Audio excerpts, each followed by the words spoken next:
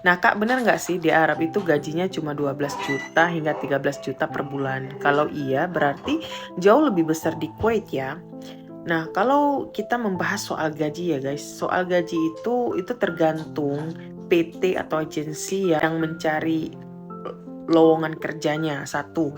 Yang kedua, tergantung juga dari dari pihak rumah sakit, pihak ketiga di Arab Saudi berapa mereka memberi tawaran. Tapi setahu saya ya sejauh ini mereka itu memberi tawaran sesuai dengan standarnya peraturan di Arab Saudi.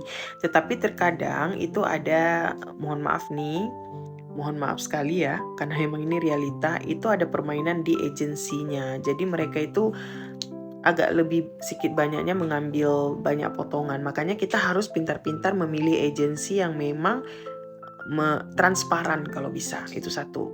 Kemudian mengenai gaji juga itu tergantung dari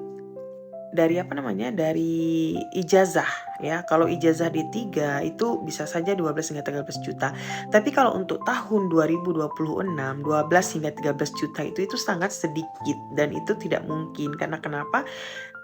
Pada saat saya ke Arab Saudi tahun 2019 ada teman-teman yang mendaftar dengan ijazah D3 itu saat itu kita sudah mendapatkan gaji pokok itu 2.500,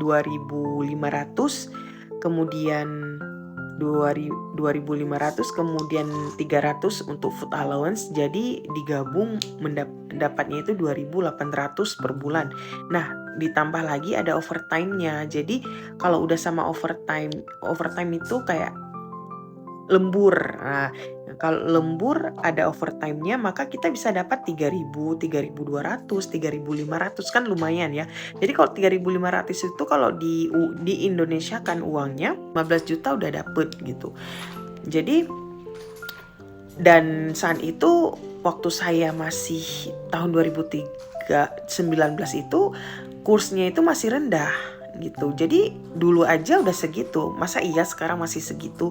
Makanya itu hati-hati dalam memilih agensi karena kalau 12 juta hingga 13 juta di tahun 2026 itu sangat sedikit. Dan saya sarankan jangan diambil ya tawaran itu karena itu sangat sedikit, tidak cukup untuk sementara.